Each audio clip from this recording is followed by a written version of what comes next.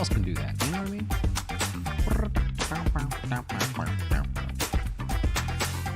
I don't know. Anybody. Well, nobody. That's the answer. I mean, this is the kind of song that makes you want to do that, doesn't it? That's a bass, by the way. That's a bass guitar there. I have to put you on the spot. I can't see you where you... Oh, I hear you. He's moving. He's moving. Cody's on the move. Hey, welcome to The Closing Beat. Happy Thursday. You ever heard our intro for Wine and Wealth? I have to play that sometimes for you guys. Got a British guy, the really raspy, like smoky voice, and he's like, "Hello and welcome to Wine and Wealth." And it's so cool. It's not me, but I thought that was cool. Sidetrack here. The market was lower today. What else is new, right?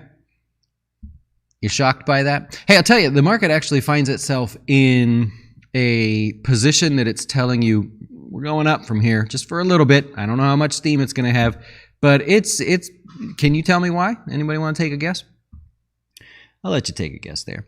Hey, anyways, we're financial advisors here at Jazz Wealth. We're a little bit weird, but we don't mind because we manage our own funds. We're very strict on that, very data-driven, and we're not falling as much as the market. So I've been swamped with clients going, hey, let's work on conversions, all the things that I teach them about. Let's do some tax loss harvesting. Let me adjust my deposits. Let's adjust the funds a little bit. Let's take a little more risk or do whatever. But everybody else is like, wow, we're not falling as much as the market. It's kind of cool. I love when we're in that position, and we are in that position. I just don't like to brag about it, so you don't see me doing extra videos and stuff. We're just quietly getting our dough straight over here. Anyways, Wine and Wealth tonight. We're going to keep teaching you. This will be open to research members as well. I want to talk about some of the questions that you might want to be asking while the market's falling here. And a lot of it's going to come from questions you guys have asked as well, but we are going to go through that, and it will be cool, I promise. So grab a glass of wine, come hang out with us here tonight. That'll start at 8 o'clock in the dojo. You'll see us go live there. And, of course, you can join us, and I'll hang out as long as you like. We'll ask questions or talk, and we can talk about anything there. Sometimes people ask personal questions. Sometimes people just want to talk, so we can do that there. Also, Fin Tips. We've got a great series of videos for you all week. Those are free, no strings attached. Just ask it. Wow, if you'd hit the subscribe button or thumbs up or even leave a bad comment, it's fine. But yeah, let YouTube know you care there. All right, stock market-wise, what's going on? Nothing good. That's really what the moral of the story is. There's nothing good to get you excited about buying. Now, the one thing that is starting to do that, we are now really extended. We are trying now to come off of an overextended move to the downside, and purely price is going to drive the next bounce forward. That's it. There's really no good news. We have nothing coming out that we know of anyways. And so what's happening now is it's going to be the bottom dip buyers, the extended players here, on a stock level, not broad market level. We now go look at the stocks that have fallen rather aggressively, and that's what you're going to start to see. And just that extra bit of buying in different sectors and some of the big cap names and stuff will cause the market to give you a little bounce. That's a problem, right? Because sure, we're going to bounce, and then my questions everybody's going to send me is that it? Did I miss the bottom? Are we taking off? Well, probably not, because although we'll bounce in the short term, why would it keep going, right? What's the catalyst? Is the war over? Do we all of a sudden have lower energy prices, no interest rates going higher? You know what I mean? We don't have that. So it's very likely that when we get this next bounce, which we will, it's going to have a hard time finding legs. How do we get people excited to really commit to investing more money? Remember, right now, you guys, according to AAII, you guys are the most bearish you've ever been in life about the economy, not the stock market, right? And so how do you change that? We don't change it overnight. The stock market might look like we've changed overnight, but it's not going to work out that way. So I'll give you a little heads up on that one. Like I said, the S&P was lower today. What's new? You kind of got used to what's going on out there. If we look around, unfortunately, at some of the bigger names, Apple, very extended. Price will cause Apple to bounce from this point. It's not change in their dynamics or oh, we teased you. We're not going to get rid of the iPod. We're going to come back with something else. No, it's just price. Price is going to do it. Microsoft also did not participate here today. It is extended as well, not quite as much, but still has the scent of a little dead cat bounce, or at least a short-term bounce. NVIDIA also sold off. It's not as extended either, but you started seeing, like, across the semis, across some of the tech stocks, you started seeing like a little whiff of buying. It's hard to see here, but today, Intel just barely finished positive for the day, but how it came off of its lows today. Okay, it was down to new lows rather aggressively, and then it just managed to recover itself all the way back.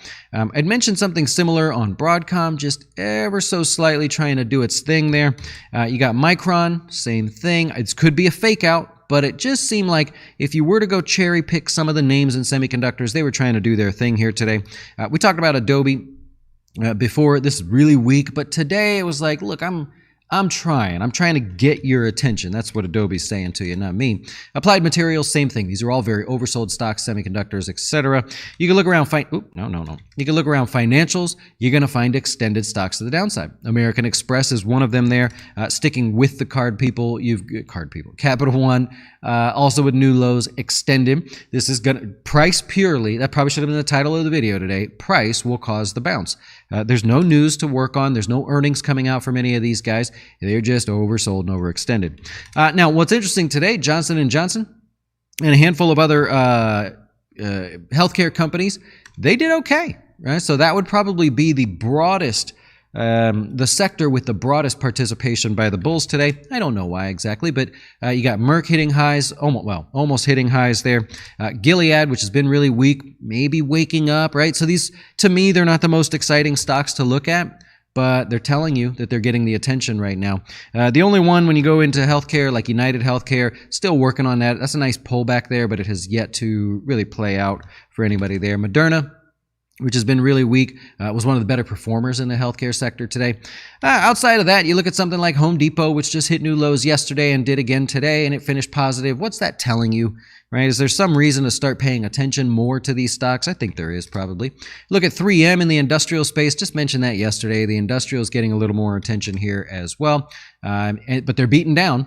Train beaten down, right? So I don't know that, it's time to actively, aggressively go in there and go get them. But there's little hints, right? That you look around and, what's going on? TJ Maxx was one too. Remember we talked about TJ Maxx hitting new lows, being really aggressive to the downside. That's up 2% today, trying to reverse purely because of price. There's nothing new to go on from this. It's just reversing based on price. All right, anyways, you got the NASDAQ. Not including today, NASDAQ has been down 2% or more 24 days so far this year. How does that make any sense? That number's right. So this year we have had 24 2% or bigger down days. Could be 2.5%, the 3% that we saw the other day. And believe it or not, that ranks as only the 8th worst. You got to go back to 2000. The worst on record is in the year 2000 with 76. So hopefully we're not setting up for that. But that's rather impressive. You go, well, how do you end up having 24 2% down days? It's not 48%. I have to point this out. I know you guys get this, but I have to point this out because when I did that video that was like, hey, you only need $668,000 to live on $50,000 a year in retirement, every comment on that video is like, yo, goober, that doesn't add up, man. It's 1.4 million. And you're like, of course I know that.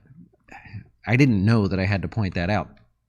Anyways, so for the person that watches this and goes, this guy is all over the place, 24 2% down days would be 48%. We're not down 48%. Correct. You have ebbs and flows in the stock market. You can have that day up here, and then you can have a bounce, right? You guys get that. I know you get it, but I did that for the comments there. Bitcoin, I don't normally talk about it. I really don't care much about Bitcoin. Don't really care to look at it, but collapsed overnight relative to how it's been performing. You had the Terra dollar, what do you call it? You guys call it the Terra dollar? I think that's what I had heard it called. Blew up. You had another stable coin just blow up. They're supposed to be stable. Look around, anywhere from $50 to $200 billion worth of US dollars. Poof, just gone like that. Wow. But you have Bitcoin down At one point overnight, almost to the $25,000 mark or 25,000 mark, but it did recover. It was only down about 2% on the day. I'll say it again. If you're nervous about the stock market and you own crypto, I don't want to hear it. There's your tough love right there. I don't care because you are involved in some of currently the most volatile asset class you can be in. So don't be scared about the stock market if you're just sitting there holding tight to Bitcoin or some kind of crypto. Anyways, sector breakdown, just a little touch here today, sort of a mixed bag. You got communication services actually higher on the day. That was your best performing sector. That's another one of those things where you go, well, that's odd. That has not happened. The communication services has not been the leading sector in about 14 days. What is that telling us there? Healthcare, I already covered that. Just a little bit of a bounce there. Real estate also, that came in third place. Very extended. Price is causing the bounce there. Tech, not so much. It very likely could do the same, but that was your worst performer here for the day, along with utilities, right? And that's all I have there for that's all I wanted to cover there. Small cap growth was your big leader here today if you were looking at what factor was moving the market. No new highs today, 143 new lows. And what I did is I said, well, look, I'm not going to go through all 143 of them and try to find 5. I always give you 5. So I did something interesting today.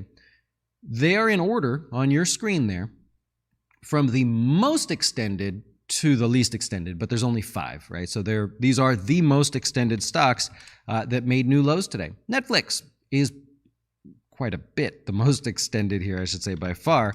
Algin, also one of the more extended. Why would I point these out? Maybe you like buying these kind of things. Maybe you like to watch them and see if they bounce first, and then maybe you want to participate on the upside. Don't know. Everybody's a little different. Dish is the third most extended, believe it or not, and that's because of part of its recovery here today. Under Armour, earnings was really the reason that happened there, that big gap down that you see. It's off the chart. You can't even see it. That's how far down it is, but that's extended there. And then you have Signature Bank. This is a waterfall, kind of an interesting waterfall drop. And I'm sorry about whatever's going on here. There you go. Make that a little bit better. Look at that, right? Doesn't it kind of make you want to take a chance?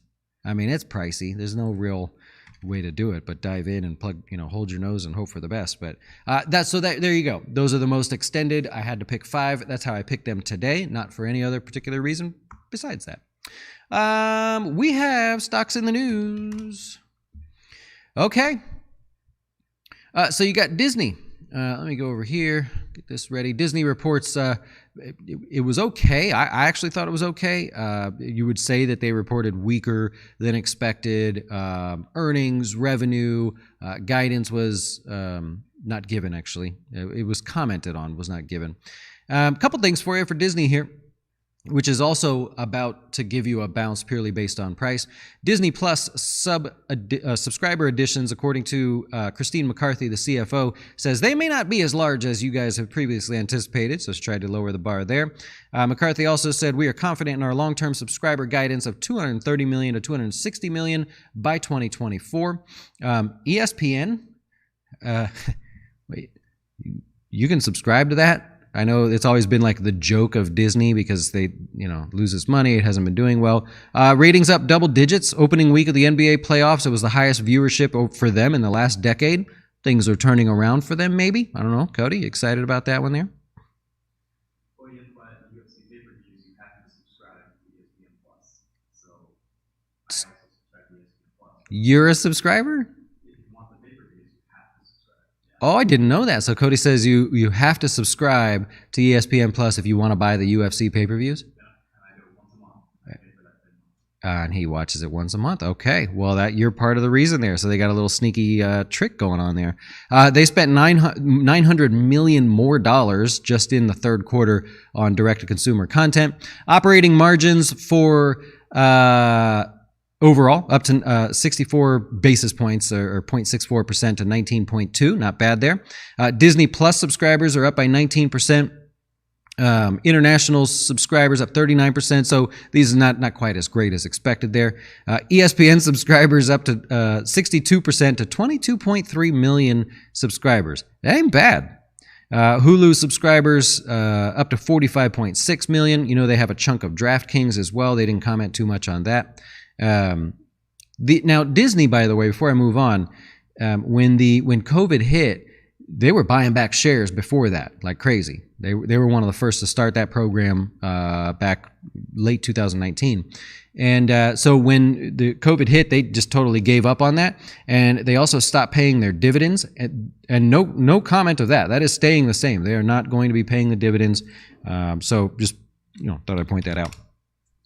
I talk about Disney more just because I like the Disney theme parks. I'm slowly starting to not like certain parts of Disney, but so be it. Tapestry, I'm not into these brands, but what is it? Kate Spade, Coach, that's the other one, Coach. So Kate Spade, Coach, brands like that, luxury brands. They reported earnings there better than expected. They did lower guidance going forward because they think China is going to have be an issue for them going forward. But overall, it won't be as bad, was basically their comments there. But nice move for them, up 15%. And even inventories were up a little bit as well, and people chose to look the other way on that one. Six Flags. This is the theme park. They're trying to buy Cedar Point if they didn't already. Huge uptick in park attendance. Also concessions, spending money inside the parks, good for them. But overall, when you look at the total revenue and the forward sales of tickets, they were down about 11%. So I think they got hit based on that. That's what I got. WeWork. Remember, they went through their whole mess there. WeWork. Do you want to buy WeWork? Is this a stock that you guys don't ever mention it, but they had a bigger than expected loss there. Lowered guidance going forward. They only have 67% occupancy, which isn't horrible for them. That's actually pretty good. If you take out the COVID mess, that's pretty good. It's just negative 28% profit margins. No, something's wrong there, right? Negative profit margins. I try every day to try to share with you they lose this much money, or a different way to say it. How about that? Somebody comes to you and says, hey, invest in our co-working office space business. Okay, what's your profit margin? Negative 28. Excuse me? What was that? Did you say negative? Dillard's. They reported earnings as well. I didn't know people still went to Dillard's, but it was a rather good earnings report for them. Store sales were up 23% overall. Revenues better than expected. Where'd the earnings go? Earnings come in at $13.68. Last year this time, it was half that. It's pretty interesting there. Sales up to $1.64 billion. I don't follow them much, but good for Dillard's. I used to go there when I was a kid. I'd go in the mall. And I just thought Dillard's seemed like a fancy place. So I would, little teenage Dustin, would go in there, look at the ties and stuff. Isn't that funny? And I turned out not to be a tie person. Tesla. Do you like your Tesla now?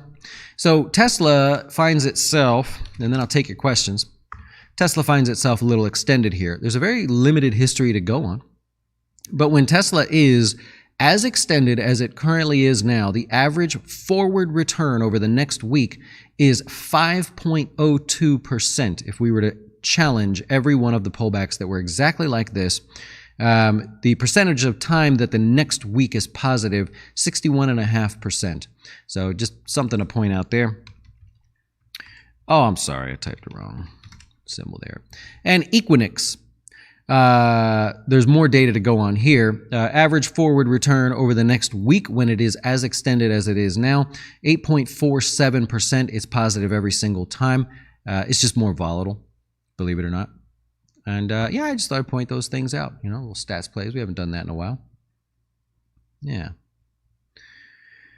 You don't like the we work there? We will not work. There you go. If you lose, that's a great way to say it. If you lose $1 on every deal, it doesn't matter how many times you make a deal. Believe it or not, there are public companies that don't operate that way. They're like, it doesn't matter. We're going to lose $1 and then profitability. These are their comments, not mine, by the way. I read these things and I get all sorts of fired up, but I read at night, so I'm not going to make a video at night. There are literally companies out there that their comments are, growth is our primary objective. Profitability or a sustainable business model will come secondary. They actually say that. They're not afraid to say that. What? But you're supposed to invest in it. Yeah. Yep. Why this strength shift to small cap growth today? Mostly oversold. Big time. That's your answer. Yeah, big time. And mid cap is next. So mid cap growth would be the second most, believe it or not, is the second most extended area or factor of the market. Large cap growth is comes in third. Yeah. Surf. Why? Oh, yeah, I answered that question. Okay. Apple is cheap. You think Apple's cheap at 141? Apple price is cheap and very extended here at this point. I would agree with you. Yeah. Metals are, you'd be correct in saying that. They have not been a safe haven. They have been unusually correlated to this market decline. And very easy to spot that looking at gold or looking at silver. Very interesting. Tried to hold itself up a little bit yesterday, but nope, playing right along. I saw that, the NOPEC group that they were setting up there. I think that will very quickly disappear if it has not already. That won't last. Yeah. The cruise stocks getting hit. Yeah, we talked about that yesterday. That was as if nobody's ever going on a cruise again. You all are going on cruises. Yeah. All right. What do we have here? So I am going to get ready for our class here tonight. Questions you should be asking, and I will do it this way because a lot of times people will ask me a question, but you all don't get to see what they ask. So we're going to go through that, and I know it's going to cause a whole lot more work for me, but so be it. This is how we add value when a market falls. We obviously buy back using the cash that we have, and then we want to work on conversions. We want to work on tax loss harvesting, maybe changing your deposit amounts, changing your funds. This is the time. When the market goes up, yeah, I'll find a time to go on vacation then or something. But I'll see you guys later. I will be there, and see you soon.